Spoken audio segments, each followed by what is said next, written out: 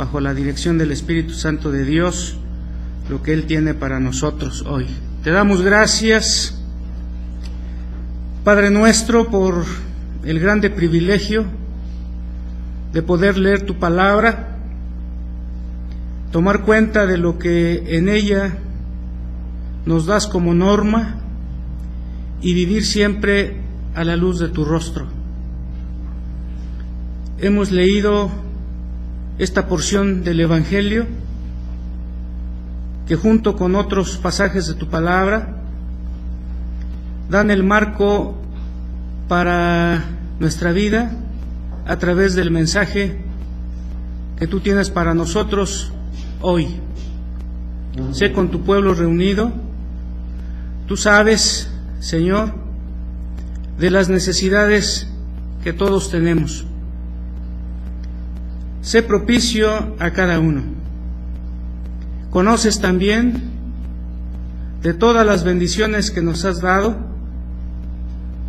Respecto a ellas, también conoces la gratitud de nuestro corazón, suplicándote que aceptes cada uno de lo que te ofrecemos, y de parte tuya pedimos la presencia de tu Espíritu Santo como siempre, para que seamos sensibles al mensaje y entonces cada uno esté preparado para buena obra, como dice tu santa palabra. Oramos en Cristo Jesús. Amén. Pueden sentarse, hermanos, por favor.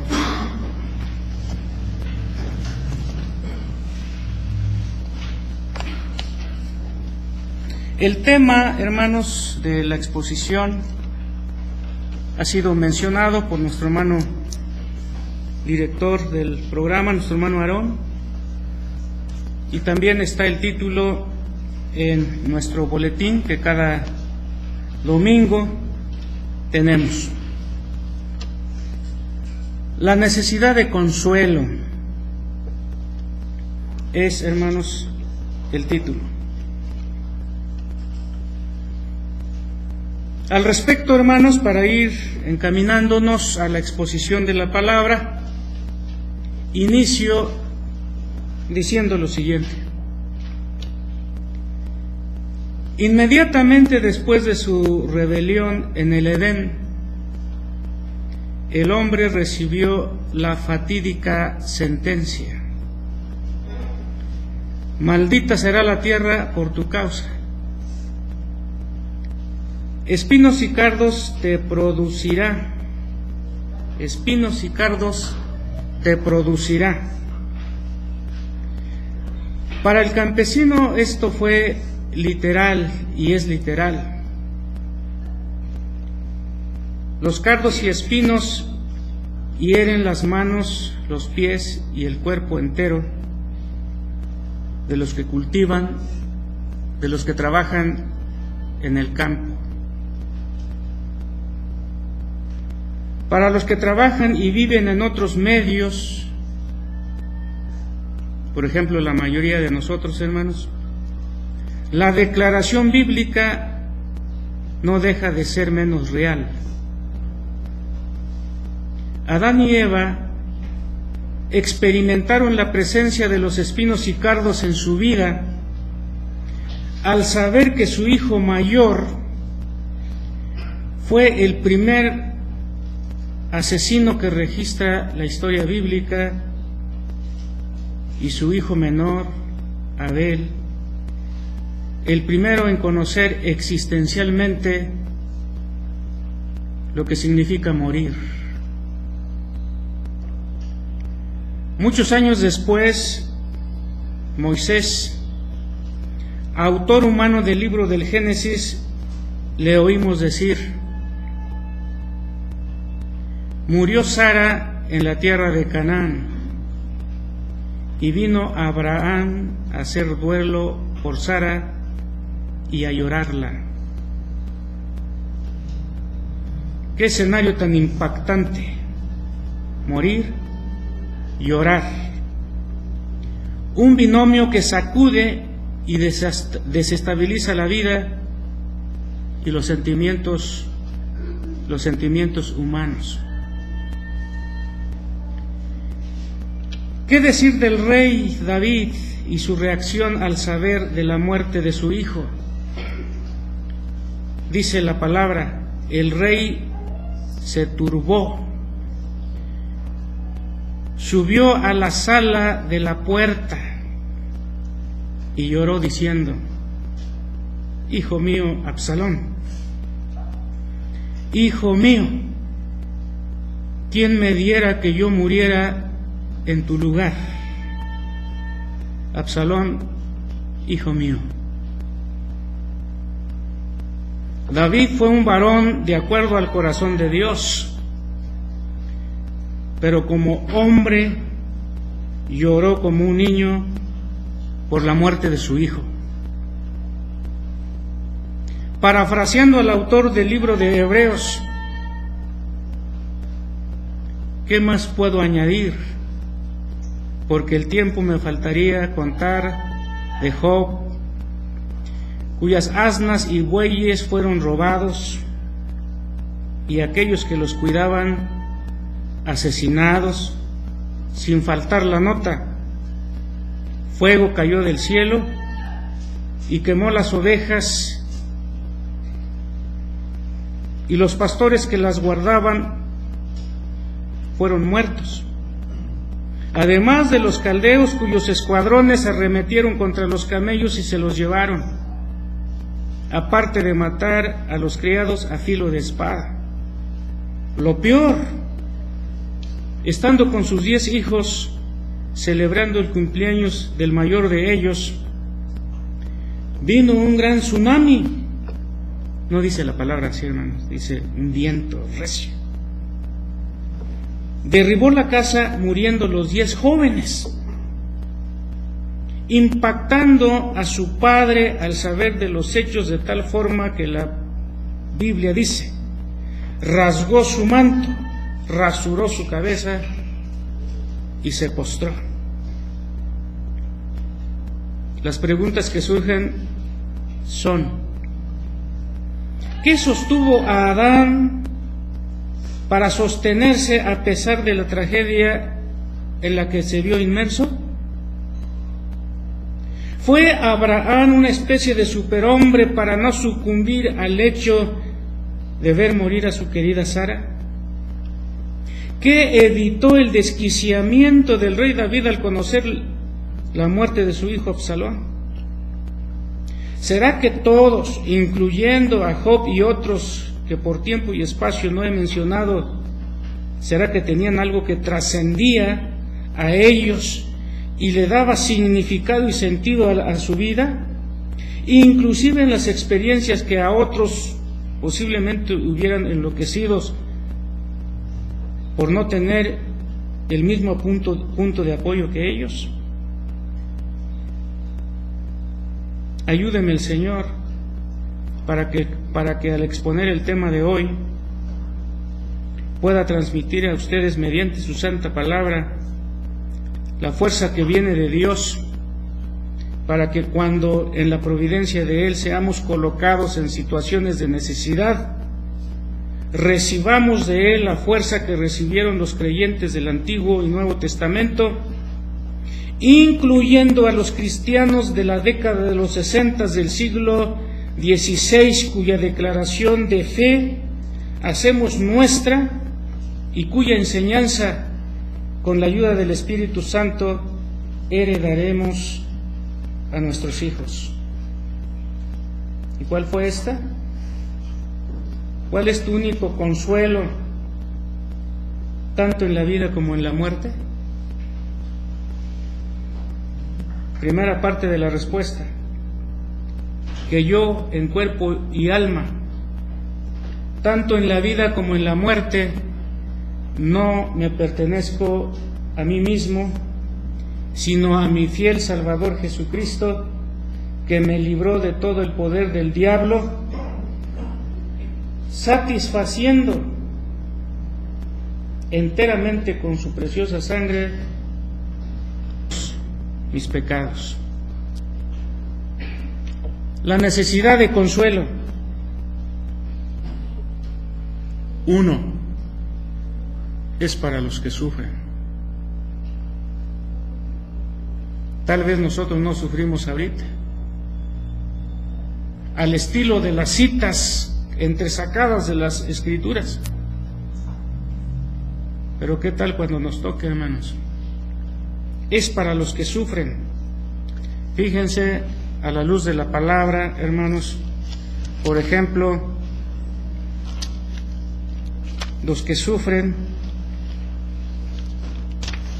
enfermedades, tal como leemos en San Marcos capítulo 1, 32 al 34,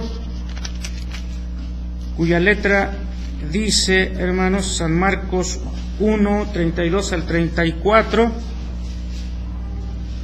cuando llegó la noche,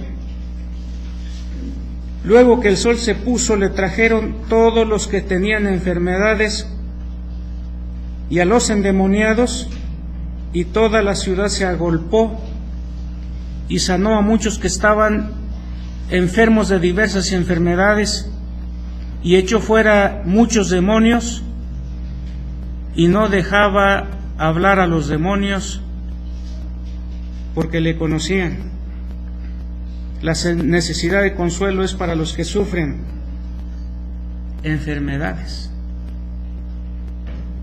Conocemos de los presentes algunos en esa situación: hermana Marta, hermana Patti, hermana Saraí, un servidor, Prisi. ¿Quiénes otros, hermanos? Enfermedades. La necesidad de consuelo. ¿Para quiénes? Para los que sufren. Para los que sufren. Físicamente, como los enfermos que hemos leído. Pero también, hermanos, puede ser moral o espiritualmente, como leímos en el último versículo de la cita bajo el título de lectura divina, lectura de la ley de Dios, lectio divina, en el capítulo 7, versículo 13, de la viuda de Naín, versículo 13, yendo a sepultar a su hijo. Cuando el Señor la vio, se compadeció de ella y le dijo: no llores. Estamos bien, gracias a Dios. Pero ¿qué pasa cuando muere alguien, hermanos? Esa sensación de vacío. Allí entonces hay un sufrimiento de tipo moral, de tipo emocional, de tipo psicológico.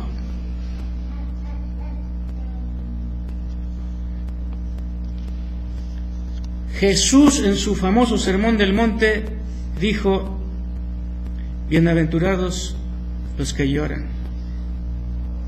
¿De qué, hermanos? Hay muchas razones para llorar, o por los cuales hemos llorado, y tal vez lo haremos. ¿A cuál se referirá? Un poco más de seguro en las cuestiones de índole espiritual.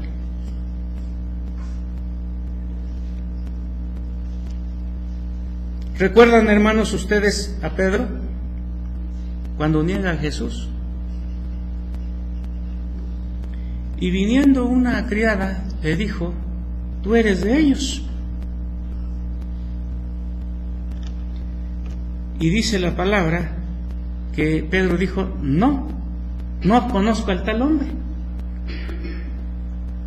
Y otra mujer dice que saliendo Pedro del patio, se puso a la puerta y lo reconoce a otra mujer y le dijo: tú eres de ellos, tú eres Galileo, eres de ellos. Ya no solamente dijo: no conozco a tal hombre, sino que le añadió: y el evangelista lo transcribe, lo dice, bajo juramento. Le añadió ese elemento. Bajo juramento afirmó, y su afirmación era negarlo. No lo conozco. Y entonces todos los que estaban allí, aumenta a los protagonistas, primero una criada, después una que salía, y finalmente todos los que estaban allí le volvieron a señalar: tú eres de ellos. ¿Sabes por qué? Hablas igual que ellos. Tu hablar señala que eres de ellos. Y empezó a maldecir. ¿Qué? A lo mejor todos estaban ahí diciendo maldiciones, así como cuando hay un lugar donde se concentra la gente, hermanos. Vamos por grupitos y puras maldiciones, puras palabras en doble sentido. Y tal vez Pedro, para no desentonar y para que fuera identificado como uno de ellos, negó la relación que tenía para con Jesús y que se revelaba, se manifestaba a través de su estilo de hablar. Y para que esto no lo relacionara con él, entonces bajo maldición aseguró: no lo conozco. Y añade algo que viene al caso, hermanos. Diciendo esto, se acordó lo que Jesús le había dicho antes de que el gallo cante. ¿Cuántas? 3 veces. Una vez tú me vas a negar 3 veces. Y se acordó y salió, y dice la palabra de Dios, lloró amargamente. ¿Por qué, hermanos? Se arrepintió. ¿Cómo es posible que yo lo haya negado? O también, hermanos, hay necesidades, además de las señaladas, como aquellos que de seguro podemos intuir a partir de lo que dijo Jesús en San Mateo 11:28, hermanos, y que es un versículo muy conocido. Venid a mí todos los que estáis trabajados y cargados, y yo os haré descansar. Venid a mí todos los que estáis trabajados y cargados. ¿Qué es eso, hermanos? Que Jesús nuestro Señor, haría el trabajo en lugar de aquellos que señala como trabajados. Él haría el trabajo. O Él cargaría, porque habla también: venid a mí todos los que estáis trabajados. Por eso pregunto, ¿Jesús trabajaría en lugar de todos aquellos que señala como trabajados? ¿O Jesús, es pregunta, llevaría la carga de todos aquellos que Él señala como cargados? No, Él no trabajaría por los trabajados, ni llevaría la carga de los que lo tuvieran, porque no se refiere a un trabajo físico, ni se refiere a una carga física, sino se refiere a cargas, hermanos, que no se llevan en el hombro, a trabajos que no se hacen manualmente, sino a una serie de experiencias de vida que se constituyen en una carga,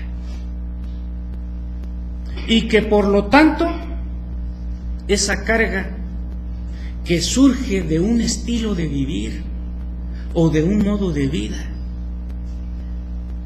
y que muchas veces aquellos que no encuentran dónde recargar su hombro emocionalmente hablando, suelen, hermanos, escapar lo que popularmente se dice, por la puerta falsa.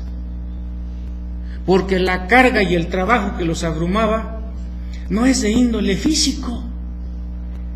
Por eso preguntaba, ¿es un trabajo físico que haría en lugar de aquellos con los cuales se comunica? ¿O es una carga que llevaría en lugar de aquellos que en ese momento los llevaban? No, porque no se está refiriendo a las cuestiones físicas. Pero cosas peores, como le preguntaban a una persona en un programa de radio, de un programa que yo escuchaba tiempos atrás: oiga, ¿y que usted nunca se dio cuenta de que algo anormal pasaba? Y la persona a quien le hacen la pregunta dice: sí, porque varias veces yo lo escuché llorando. Entonces, hermanos, la necesidad de consuelo es para los que sufren enfermedades, moral o espiritualmente, o por los trabajos y las cargas que no son físicas, pero que se llevan. En segundo lugar, hermanos, la necesidad de consuelo es para los que viven. Que yo en cuerpo y alma, dijeron nuestros hermanos, no me pertenezco a mí mismo, tanto en la vida como en la muerte, que yo en cuerpo y alma, tanto en la vida como en la muerte. Entonces, la necesidad de consuelo es para los que viven.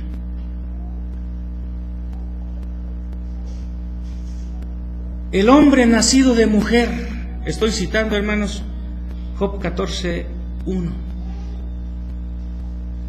corto de días y lleno de sinsabores, corto de día y lleno de sinsabores.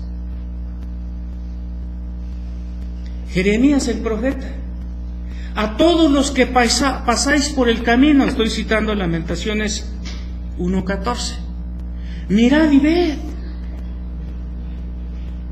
si hay dolor como mi dolor. Es para los que viven, hermanos. Gracias a Dios que no son frecuentes. Cuando oigo, por ejemplo, la voz de mi hermano y que casi arrastra su voz apenas audible, yo le digo por teléfono, orando con él: Dios, por favor, ama a mi hermano, como dice San Juan 3:16. Espíritu Santo de Dios, fortalece su organismo y su fe. Señor Jesucristo,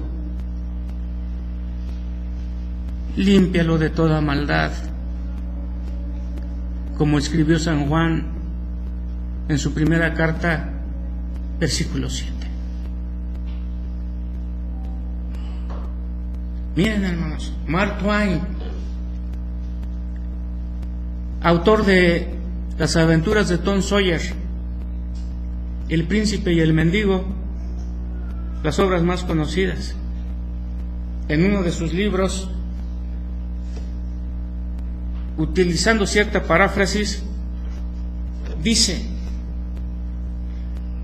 todos los días nacen millones de seres humanos, crecen, se hacen jóvenes, adultos,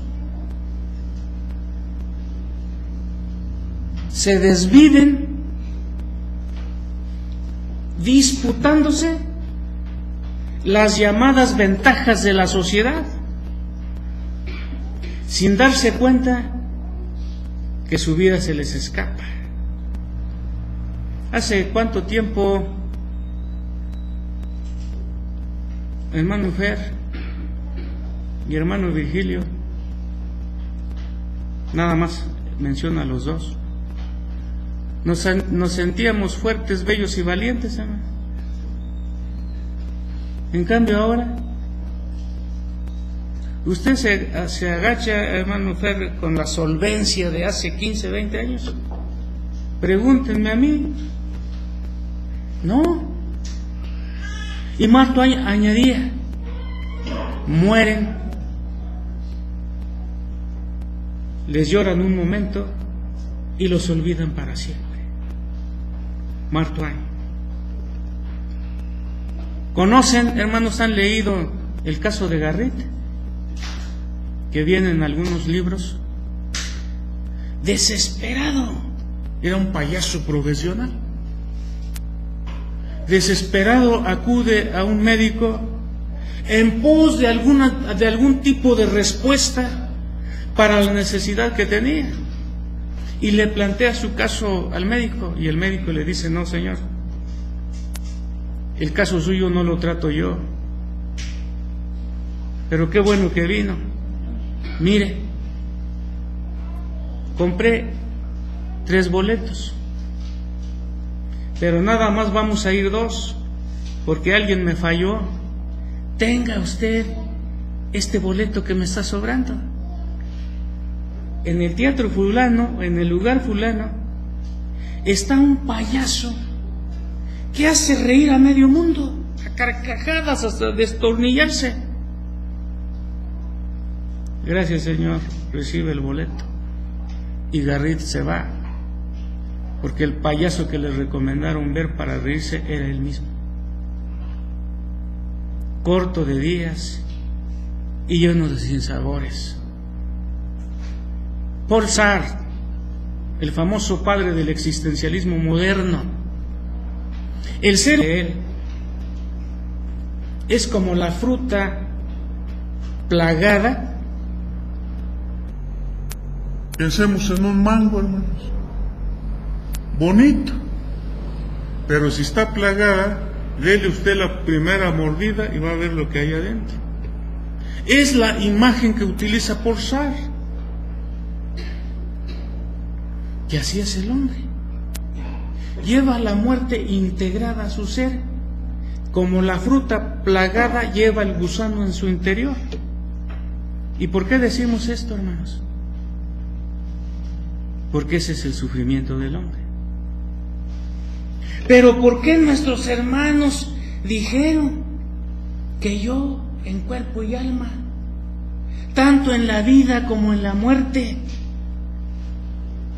no me pertenezco a mí mismo, sino a mi fiel Salvador, que me libró de todo el poder del diablo?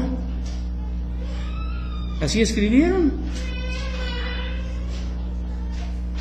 Y que enteramente ha satisfecho con su preciosa sangre, librándome del pecado. ¿Por qué lo hicieron de esta manera, hermanos? Miren, lo que acabo de decir, hermanos, que sí tiene cierto y bastante porcentaje de negativo. Los cristianos no ocultamos como el avestruz las cabezas o en la arena y para decir que nada pasa. Sin embargo, hermanos, los cristianos actuales nos identificamos como los creyentes de antaño, que sobre los acontecimientos diarios podemos decir, por ejemplo, como dice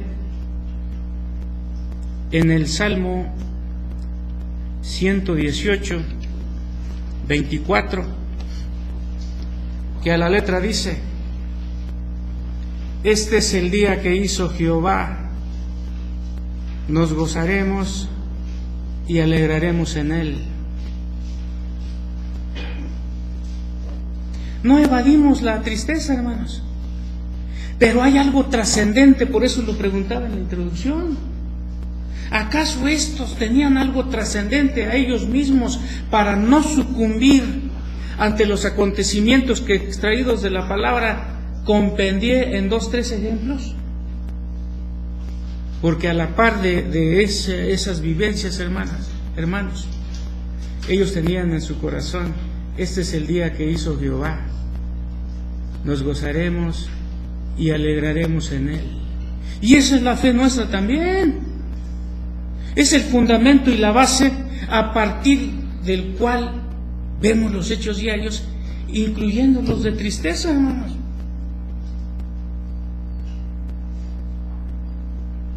Decía yo en el escenario citado hace rato: ¿saben por qué me siento así? Y el auditorio lo entendía: porque el que está allí no es cualquiera, es mi hermano. Pero a la vez entra la estabilidad emocional, hermanos, porque es cierto que la ausencia física de alguien desestabiliza las emociones, pero a la vez tenemos la gran convicción que no nos viene de nosotros, sino nos viene de la palabra, que están en circunstancias radicalmente distintos. Tan es así que San Pablo dice: si en el cuerpo no lo sé, si en el espíritu tampoco, pero yo estuve en un lugar donde se escucharon cosas que ninguna oreja ha oído, y donde se ven cosas que ningunos ojos han visto. Miren, hermanos, obviamente nosotros reaccionamos emocionalmente porque tenemos calificación psicológica. El Salmo 145:2 que conocemos y que hemos cantado: cada día te bendeciré, cada día te bendeciré. ¿Cuántos se sienten mal físicamente de los que están? Pero cada día, hermanos, bendigan el nombre de Dios, pese a la dolencia. ¿Por qué? Porque tenemos la convicción que nosotros, en cuerpo y alma, tanto en la vida como en la muerte, no nos pertenecemos a nosotros mismos, sino a nuestro fiel Salvador Jesucristo, el cual nos ha librado, como dijeron nuestros antepasados, del poder del diablo, y ha satisfecho enteramente nuestros pecados por la gracia de Dios. La necesidad de consuelo es para los que viven. 3. Es para con los que mueren, tanto en la vida como en la muerte. ¿Se acuerdan, hermanos, del rey David? El salmo con el cual iniciamos: aunque ande en valle de sombra y de muerte, no temeré mal alguno. Tu vara y tu cayado, ¿qué harán, hermanos? Me infundirán aliento. ¿Ustedes creen, hermanos, que teniendo conciencia en el trance de nuestra vida que la palabra califica como muerte, no tendremos esa confianza de David? De seguro, porque el Espíritu Santo de Dios está con nosotros. No hemos, hermanos, de pasar por alto el hecho de que Satanás también se preocupa por nosotros negativamente en los días de nuestra vida, incluyendo en la etapa final. Porque yo escuché, hermanos, y gracias a Dios, que todos nosotros, como creyentes en Cristo, en lo que somos como creyentes, hermanos, nos complementamos. Lo que a alguien le falta, otro lo otorga, otro lo da, otro lo dice. ¿Por qué, hermanos? Porque escuché a Eva Medina y lo comentaba ella. Uno de nuestros pastores, cuando iban a visitar al pastor Medina en el proceso de su enfermedad, dice que oró uno de nuestros pastores. Como todos los pastores, oramos. Pero añadió uno de nuestros pastores: reprende a Satanás. Porque él no deja, hermanos. No, pues ya se está muriendo y... No. Su función de ser como león rugiente es entre tanto estemos aquí. Pero por otro lado, hermanos, está lo que dice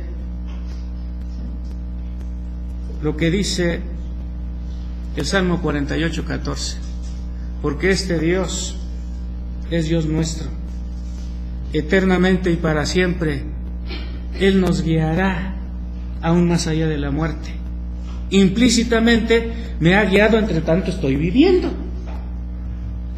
Pero mi fe, y lo plasma y aparece como parte de las Sagradas Escrituras, es que me guiará aún más allá de la muerte.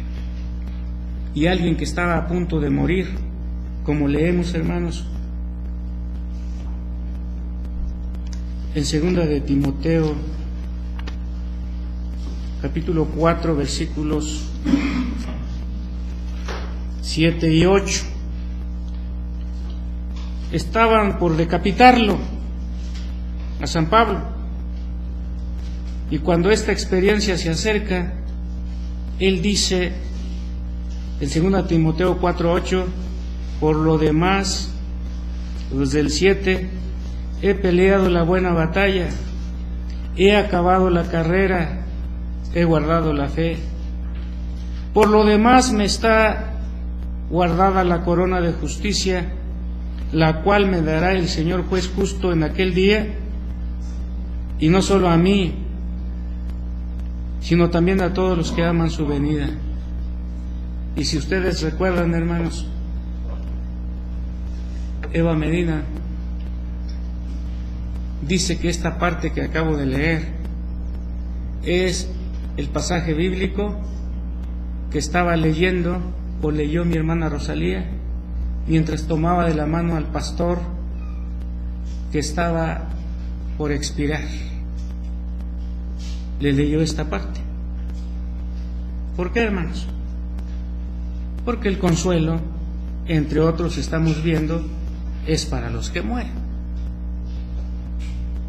Y también para aquellos que estando vivos somos familiares de aquella o de aquel que falleció. ¿No necesitamos consuelo? Claro que sí. Y la palabra de Dios es muy enfática en las lecturas que hemos hecho. ¿Y qué de los creyentes, hermanos? Como decía en la introducción, de la década de los 60 del siglo XVI, 1562, por ejemplo. ¿Qué dijeron nuestros abuelos en la fe? Y lo plantean en forma de pregunta: ¿cuál es tu único consuelo tanto en la vida como en la muerte? Lo que ya hemos dicho, hermanos, que yo, en cuerpo y alma, tanto en la vida como en la muerte, no me pertenezco a mí mismo, sino a mi fiel Salvador Jesucristo, que me ha libertado del poder del diablo, satisfaciendo enteramente con su preciosa sangre por todos mis pecados. Esa es la seguridad, hermanos, que da la palabra de Dios. La necesidad de consuelo. Punto número 4, es para los que tienen conciencia de pertenecer al Señor. No me pertenezco a mí mismo, sino a mi fiel Salvador Jesucristo. Eso es tener conciencia de pertenencia, hermanos. ¿Pero por qué se tiene? Porque fueron instruidos en la palabra. ¿Quién nos da a nosotros la seguridad y la confianza de hablar al estilo de nuestros abuelos? La palabra que ellos leyeron, que es la misma palabra que nosotros leemos. Para el cristiano no procede aquello de la autonomía. Es decir, soy libre, soy ley en mí mismo, eso es autonomía. Yo no quiero nada, ¿no? Con Dios. ¿Por qué?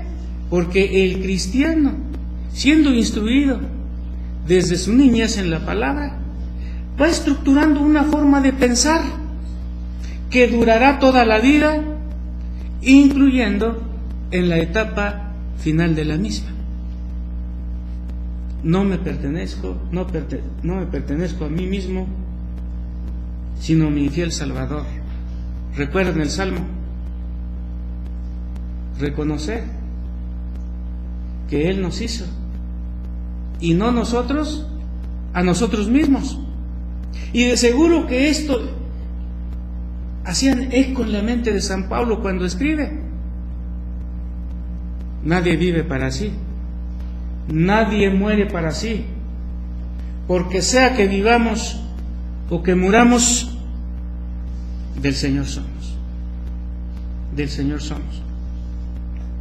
Y añade, hermanos, el texto de nuestros antepasados: la autonomía no, porque tengo pertenencia, pertenezco a, y concretamente ¿quién? A mi fiel Salvador Jesucristo. Nos pertenecemos a Él, hermanos. Por lo tanto, entonces, la necesidad de consuelo, hemos dicho, hermanos, es para los que sufren, es para los que viven, es para los que mueren, y finalmente es para todos aquellos, sean hombres, sean mujeres, que tienen conciencia de pertenecer al Señor. A manera de conclusión, hermanos, el consuelo del cual se ha tratado hoy es solamente para los que, como dijera San Pablo, confiesan con su boca y creen en su corazón que yo, con cuerpo y alma, tanto en la vida como en la muerte, no me pertenezco a mí mismo, sino a mi fiel Salvador Jesucristo, que me libró de todo el poder del diablo, satisfaciendo enteramente con su preciosa sangre por todos mis pecados. Quien entiende esto, hermanos, es el que tendrá el consuelo del cual viene de Jesús al decirnos: no llores. Para todos aquellos que han confesado, confiesan y confesarán la declaración citada, entre tanto vivan como cuando mueran, el Señor estará al pendiente para asistirlos consoladoramente. En razón a ello, nosotros los creyentes de ahora nos identificamos totalmente con las palabras de Federico III, príncipe del elector del Palatinado en Alemania, que cuando fue conminado a retractarse de su fe y del documento que ordenó se escribiera, entre otras palabras dijo: doy gracias a mi buen Dios que me ha enseñado a orar. Y así, cuando digo: Padre nuestro que estás en los cielos, seguro estoy que soy su hijo y heredero de todos los bienes espirituales que Cristo ha ganado para sus fieles por su muerte y resurrección. Por lo tanto, hablando de esas bendiciones, no me los pueden quitar ni el diablo, ni el infierno, ni el mundo, ni hombre alguno. Por lo tanto, estimado hermano, hermana, ¿está usted enfermo? tiene algún pesar moral o espiritual y que se constituyen en trabajo y carga difícil de llevar, acuda al Señor Jesús. Él le llenará de su espíritu y convencidamente podrá decir lo que dijeron nuestros hermanos de la década de los 60 del siglo XVI. Cuando esto haga con cuerpo y alma, será consolado integralmente. Pues entre tanto vivamos, el Señor estará con nosotros para decirnos: no llores. Y cuando llegue nuestro tiempo de morir, Dios enjugará toda lágrima de nuestros ojos. Esa es la letra bíblica que ha conquistado nuestro corazón y es nuestra confesión. Que Dios les bendiga, hermanos. Nos ponemos de pie, por favor. Te damos muchas gracias, Señor, porque lo que creemos en nuestro corazón y lo confesamos con nuestra boca, como escribiera San Pablo, no ha surgido por generación espontánea, tiene sus antecedentes y base en las Sagradas Escrituras. Ejemplo de ello, hemos visto a grandes personajes de la historia bíblica que, no siendo diferentes a nosotros en los aspectos del dolor y el sufrimiento, se mantuvieron firmes e incólumes, porque ellos tenían la misma convicción de nuestros hermanos del siglo XVI, aunque las frases, lo más seguro, no estuvieran acuñadas, pero los principios allí estaban. Y nosotros, los de la actualidad, también tenemos necesidad. Y tú, Señor, hasta el momento has suplido la necesidad que al respecto tenemos, porque también estamos sujetos a la enfermedad. Asimismo, cada hijo tuyo puede pasar por experiencias en donde moral y espiritualmente las cargas sean difíciles de llevar. Pero ante esta realidad, que puedan ser captados por los sentidos físicos de nosotros como humanos, está la realidad trascendente de aquel que nos dice: venid a mí todos los que estáis trabajados y cargados, y yo os haré descansar. Te agradecemos mucho, porque la necesidad, como seres vivos, los tenemos. Y de seguro, inclusive, que en nuestro momento y tiempo de morir. Pero aún allí resonarán las palabras que inspiraste para que podamos decir: aunque ande en valle de sombra y de muerte, no temeré mal alguno. O como nuestros hermanos que hemos citado, también diremos que yo, con cuerpo y alma, no me pertenezco a mí mismo, sino a mi fiel Salvador. Gracias porque esta realidad, que trasciende lo temporal, es enseñada por tu santa palabra. Por lo tanto, entre tanto vivamos, y cuando ya no estemos aquí, nuestra convicción también será la del salmista, porque este Dios es Dios nuestro, eternamente y para siempre, y Él nos guiará aún más allá de la muerte.